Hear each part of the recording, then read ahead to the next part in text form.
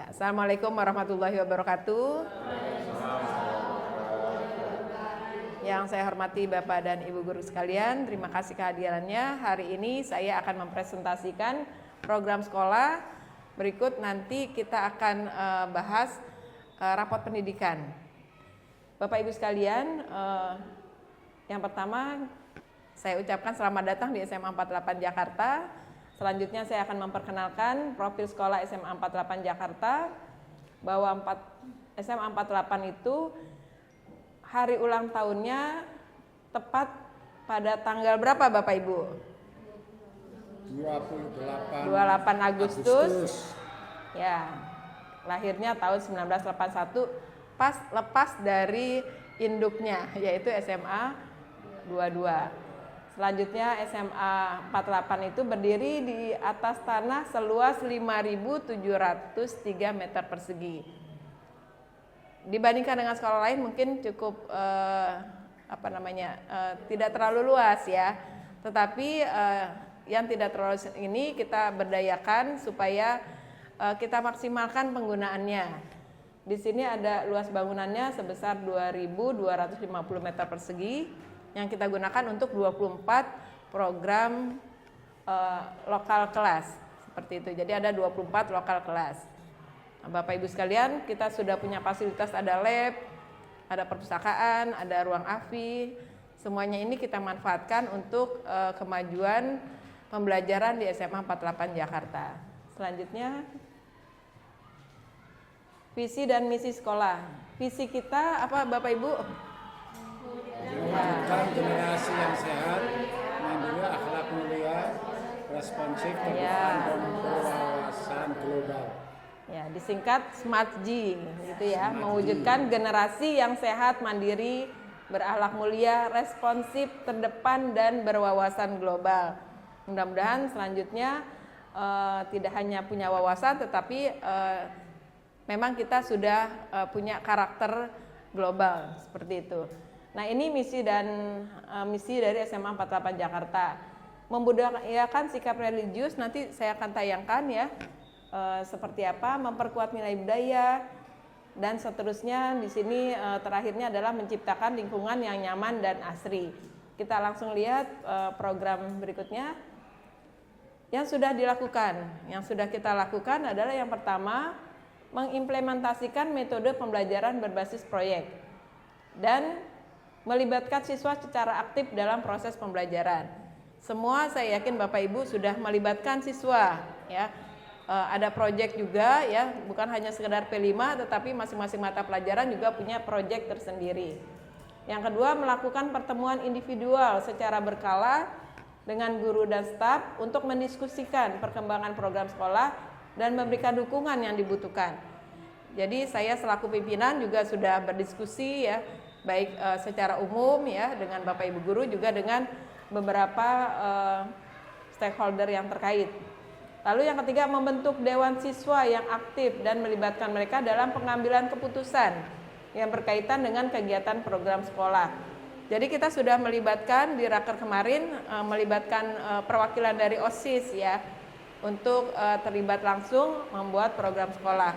Saya pun sudah mengundang beberapa siswa untuk memberikan program mereka yang bisa di-cover ke dalam RKAS seperti itu. Lalu juga punya duta ya dari kesiswaan, sudah memilih duta-duta dari setiap perwakilan siswa, misalkan duta akademis, duta kesenian ya, supaya lebih intensif lagi pembimbingannya, kepada pendekatannya juga kepada peserta didik. Yang terakhir, mendorong kolaborasi antara guru dalam merancang dan melaksanakan program sekolah. Jadi Bapak Ibu, bahwa sekolah ini maju bukan karena kepala sekolahnya, tetapi karena Bapak Ibu guru berkolaborasi sama-sama memajukan SMA 48 Jakarta, sehingga para siswa terlayani dengan baik. Selanjutnya kita lihat rapat pendidikan kita ya. Ini dibandingkan dengan 2023, ada beberapa yang naik, ada beberapa yang turun. Kita soroti dulu ya, bahwa di sini ada kemampuan literasi murid ya, ternyata menurun daripada 2023. Nah, selanjutnya adalah kemampuan numerasi naik, kondisi keamanan sekolah naik ya dari tahun 2023, kondisi kebinekaan sekolah juga naik, kualitas pembelajaran naik daripada 2023, alhamdulillah. Tapi yang memprihatinkan adalah karakter murid di sini menurun ya dari tahun 2023. Ini diambil dari salah satunya adalah dari ANBK dan Sulingjar yang Bapak Ibu waktu itu isi ya. Nah, oleh karena itu ya selanjutnya program kita mengarah kepada analisis dari rapot pendidikan ini, yaitu kemampuan literasi murid dan juga karakter murid. Semuanya adalah pelayanan untuk peserta didik kita ya. Selanjutnya Bu Sundis. Nah, program sekolah yang sudah dijalankan apa saja sih yang ada di SMA 48? Kita lihat ya Bapak Ibu ya. Yang pertama nih kita lihat program kesiswaan. Di sini ada pelayanan BK. Ini sangat penting mengingat generasi sekarang ini mudah putus asa. Mentalnya juga lemah ya, banyak yang lemah sehingga mereka mengambil keputusan itu tidak berdasarkan analisa yang logis, tetapi hanya emosi sesaat, sehingga butuh sekali penanganan dari kita ya. Di sini kebetulan sudah ada pelayanan BK ya. Yang pertama, BK sudah membina peserta didik, berkolaborasi dengan kesiswaan, wali kelas ya, Bapak Ibu guru yang lain yang terkait. Lalu ada home visit ya bersama wali kelas, lalu ada konsultasi PTN ya layanannya, lalu memberikan wawasan jalur masuk PTN itu lewat mana saja sih gitu ya kepada orang tua siswa yang mungkin ketika kelas 12 mereka agak bingung anaknya mau dimasukkan kemana. Nah selanjutnya ada kegiatan ekskul di SMA 48 cukup banyak ya kegiatan ekskul. Semuanya difasilitasi. Ini ada beberapa yang saya ambil gambarnya. Ada ekskul kesenian ya, IT club ya, ada pramuka, olahraga dan sebagainya. Yang berharap ini adalah menunjang kekuatan mental dari peserta didik kita sehingga pembelajaran di kelas menjadi lebih meningkat lagi. Nah, ini prestasi yang sudah dicapai oleh peserta didik kita ya. Karena programnya sudah bagus ya sehingga banyak prestasi bermunculan.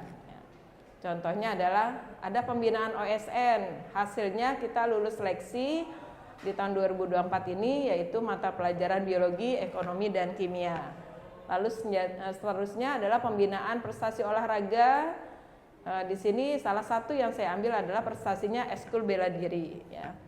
Lalu ada juga kesenian, di bidang kesenian. Di sini kita punya Gita Skara yang cukup potensial ya Bapak Ibu ya. Di sini prestasinya mereka juara di tingkat nasional. Seperti itu. Selanjutnya. Nah, selanjutnya program kesiswaan. Ini kita punya alumni yang cukup potensial ya. Sehingga kita berdayakan salah satunya di sini alumni berbagi ilmu ya kepada adik-adiknya. Sehingga wawasan adik-adiknya meningkat melalui alumni tersebut ya. Pendekatannya lebih lebih rileks mungkin ya. Kalau terhadap alumni serasa ada chemistry-nya lebih terasa gitu.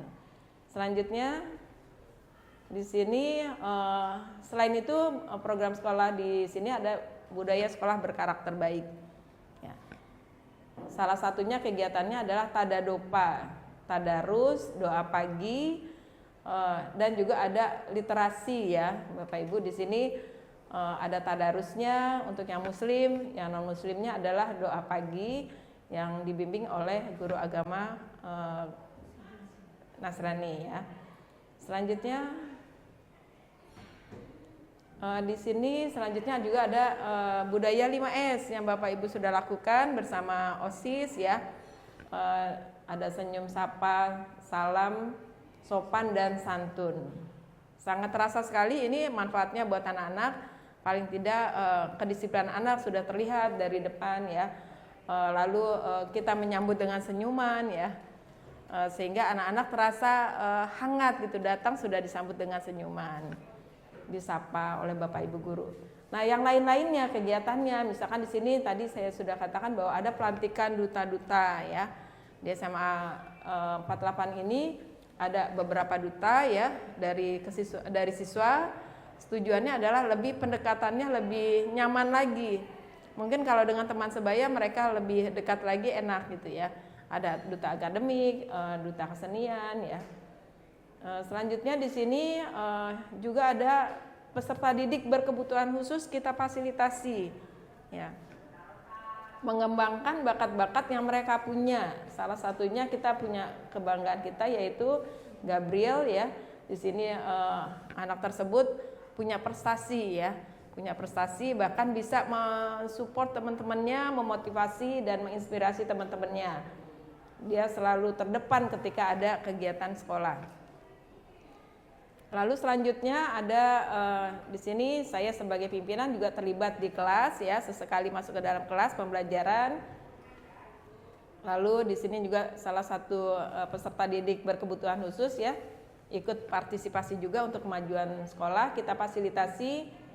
Dan juga anak yang punya bakat ada tausiah dan menyanyikan. Selanjutnya ada setiap pagi kita menyanyikan lagu Indonesia Raya. Dan tak kalah penting, guru-guru juga olahraga dengan murid-murid ya. Nah, ini juga membentuk karakter yang baik. Karena merasa tidak ada jarak dengan Bapak Ibu guru ya. Jadi di sini anak-anak bergembira bersama Bapak Ibu guru karena olahraga itu pastinya menggembirakan ya, Bapak Ibu. Selanjutnya. Nah, Bapak Ibu, di sini ada meningkatkan kemampuan literasi dan numerasi. Kita sudah mengadakan pendalaman materi terkait literasi dan numerasi dan juga menyisipkan soal-soal literasi dan numerasi ke dalam asesmen yang kita lakukan di SMA 48. Lalu ada fasilitas juga anak-anak memanfaatkan untuk membaca di taman, mungkin lebih rileks ya. Lalu selanjutnya ada juga bimbingan-bimbingan untuk literasi dan numerasi. Hasilnya adalah Bapak Ibu ya, kita dapat anak-anak ada duta baca ya. Lalu selanjutnya kita masuk kategori ketika lomba kompetisi literasi dan numerasi masuk dalam kategori di sini masuk di tingkat wilayah Jakarta Timur ya. Jadi sebagai apa di sini? Ya. Jadi juara kedua ya kalau nggak salah itu ya. Juara kedua ada kompetisi literasi dan numerasi. Nah, jadi ini memang semuanya kita lakukan untuk memfasilitasi anak-anak kita supaya berprestasi, tidak hanya melulu belajar di sekolah, tetapi mereka bisa mengembangkan bakatnya sehingga bisa punya nama di luar SMA 48 Jakarta. Nah, selanjutnya di bidang kurikulum, program apa saja sih yang bisa memfasilitasi anak-anak kita ya? Di sini ada pembelajaran berdiferensiasi ya, bahwa anak-anak apapun gaya belajar mereka ya, apapun mereka punya kelebihan ya, tidak melulu hanya akademis, tetapi terfasilitasi dengan pembelajaran berdiferensiasi ini ya. Selanjutnya supervisi atau observasi kelas. Jadi saya sebagai pimpinan juga bersama tim ya, bersama tim yang sudah ditunjuk menyusun jadwal supervisi ya, lalu melaksanakannya ya. Sebelum melaksanakan supervisi di kelas berdiskusi ya, sehingga terjadi interaksi yang menarik karena supervisi ini bukan penilaian, tetapi untuk meningkatkan mutu pelayanan Bapak Ibu guru di dalam kelas supaya anak-anak nyaman belajarnya ya. Itu kan yang tujuan utama. Ya, selanjutnya di sini ada setelah observasi ada refleksi dan perbaikan pembelajaran. Setelah itu temuannya apa sih gitu ya di observasi tersebut? Misalkan, oh Bapak Ibu guru ternyata ya wawasannya kurang di bidang model-model pembelajaran gitu ya, sehingga monoton hanya ceramah saja gitu. Atau penguasaan kelasnya mungkin ada yang kurang, atau penguasaan IT-nya yang menunjang pembelajaran ada yang kurang, sehingga dari evaluasi tersebut kita panggil narasumber ya, narasumber yang terkait dengan evaluasi tersebut ya, Ini supaya kedepannya pembelajaran bertambah baik dengan mengadakan workshop, seminar, dan lain-lain. Selanjutnya, nah ini juga kita budayakan suasana belajar di sekolah kita ya Bapak Ibu ya, untuk penciptaan iklim kelas yang baik serta adanya sarana belajar siswa yang difungsikan sesuai kebutuhan siswa. Maka akan muncul budaya sekolah dan suasana belajar yang kondusif. Dengan demikian diharapkan akan meningkatkan hasil belajar dari para siswa kita, ya itu harapan kita, sehingga anak-anak merasa nyaman di kelas, ya bisa belajar juga di taman, ya lalu bisa belajar di ruang audio, ya ini semuanya difasilitasi dan Bapak Ibu guru diharapkan kompetensinya bisa lebih berkembang lagi. Ya selanjutnya, nah di sini kita lihat budaya dan suasana belajar di sekolah kita. Keimanan tergambar dalam ada sholat berjamaah ya bersama ya. Di sini ada kegiatan keimanan dan ketakwaan ya. Lalu juga ada keamanan dan ketertiban ya. Kebersihan, sekolah kita bersih ya Bapak Ibu karena Caraka senantiasa membersihkan. Lalu anak-anak juga ada piket dan Bapak Ibu guru terkadang ikut kerja bakti ya. Seperti itu, sehingga tercipta suasana belajar yang sangat kondusif ya. Lalu juga ada kekeluargaan ya, menjenguk guru yang sakit. Lalu kerindangan kita lihat di sini sudah cukup banyak ya pohon-pohon, bahkan ada yang menjulang tinggi, sehingga tidak kuranglah oksigen di sini ya Bapak Ibu. Selanjutnya, nah ini terakhir program sarana dan prasarana. Kita memfasilitasi ya. Di sini ada studio musik ya, anak-anak bisa latihan tanpa terganggu suara-suara dari luar ya. Lalu di sini ada perpustakaan dan buku-buku pelajaran.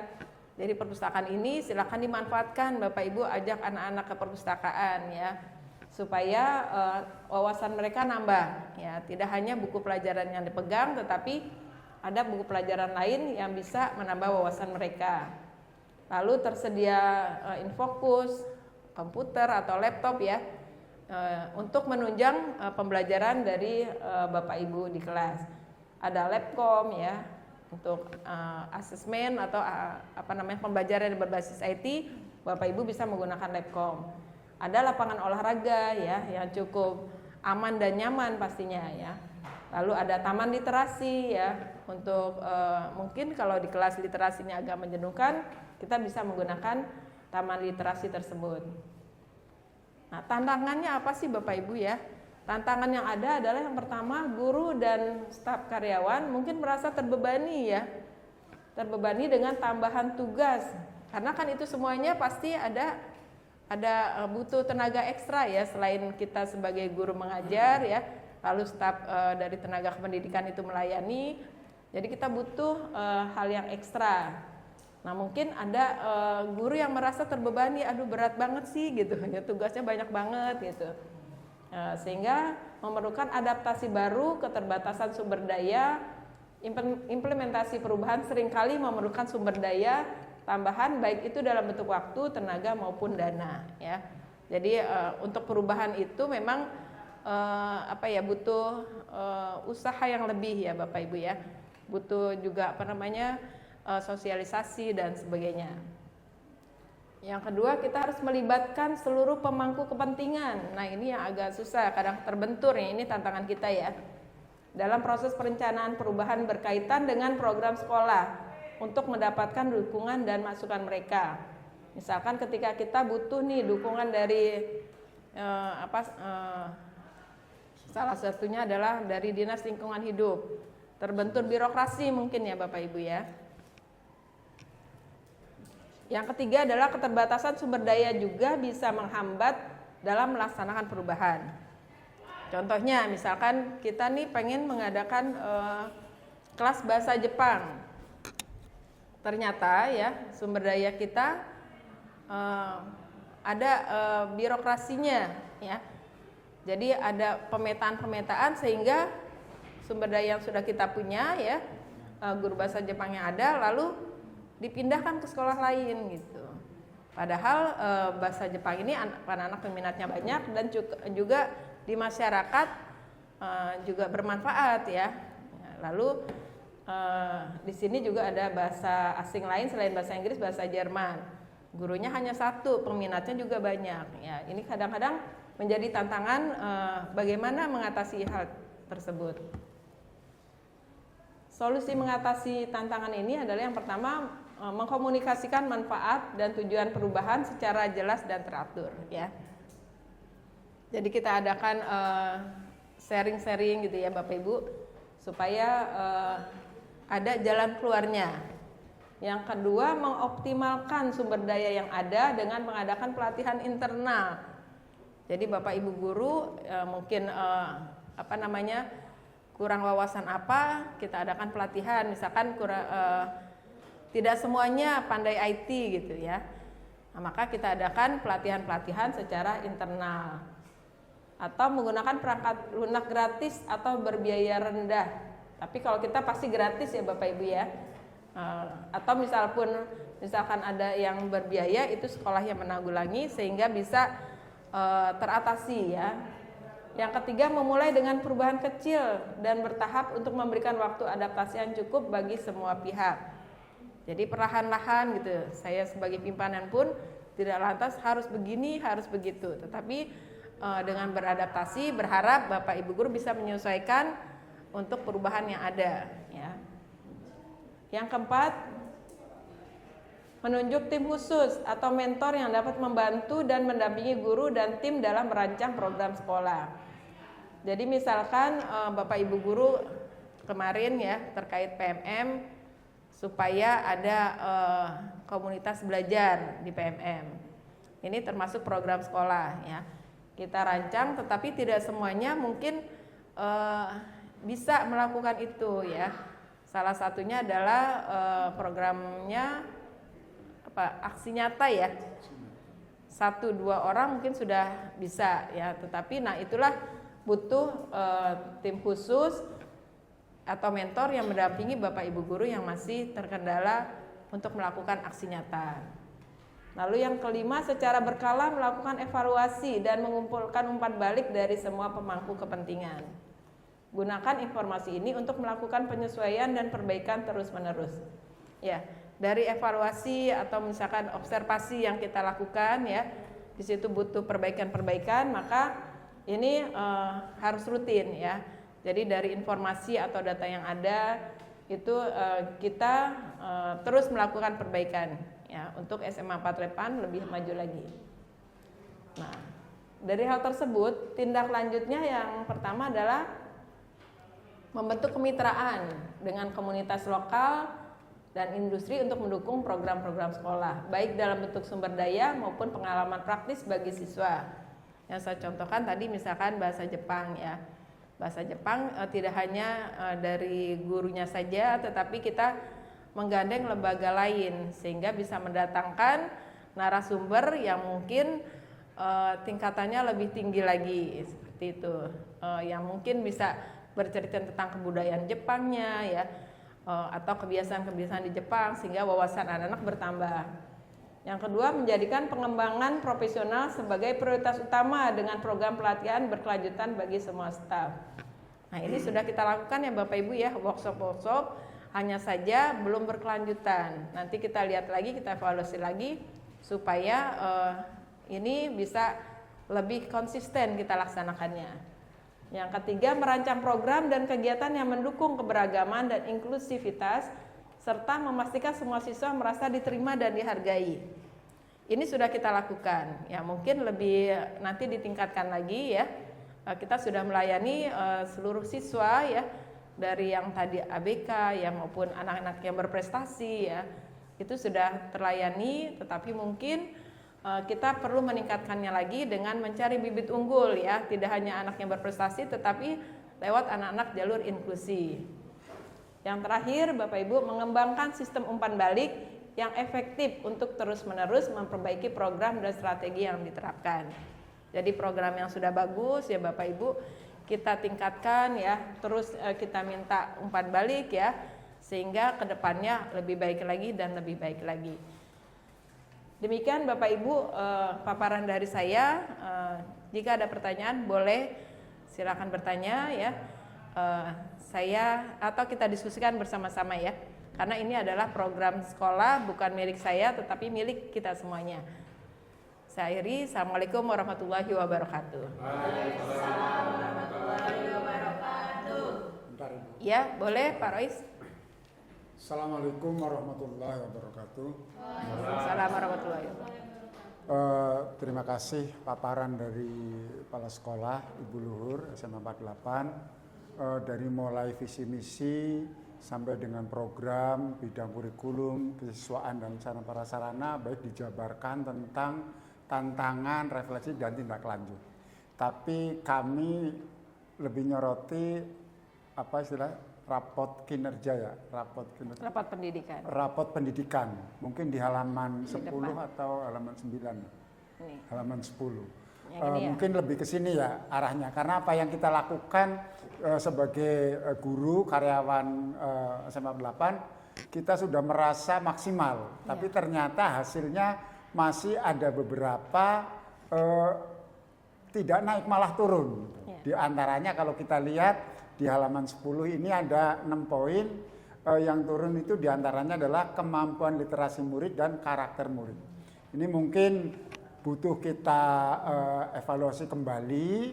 Mungkin diantaranya mohon izin kami selaku guru agama Islam dan selalu kolaborasi dengan guru agama Kristen dan Katolik sudah berusaha melakukan yang dikatakan pembiasaan di pagi hari yaitu tata dopa. Itu tadarus dan doa bersama. Itu lebih banyak meningkatkan kepada akhlak dan keimanan.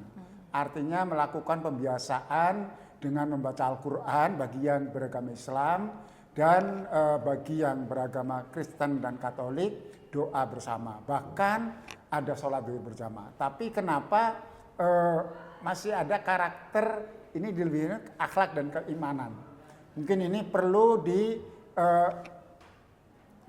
prioritaskan agar untuk tahun berikutnya jadi meningkat. Walaupun kita sudah berusaha maksimal, tapi ternyata setelah di rapat pendidikan kok turun. Beda Ini lagi menjadi, ya. nah, mudah-mudahan mungkin bisa didiskusikan bersama. Terima kasih.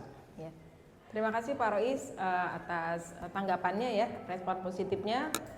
Memang rapat pendidikan kita ini adalah wajah kita ya Bapak Ibu ya, dan dibandingkan dengan sekolah lain baik tingkat DKI maupun nasional ya.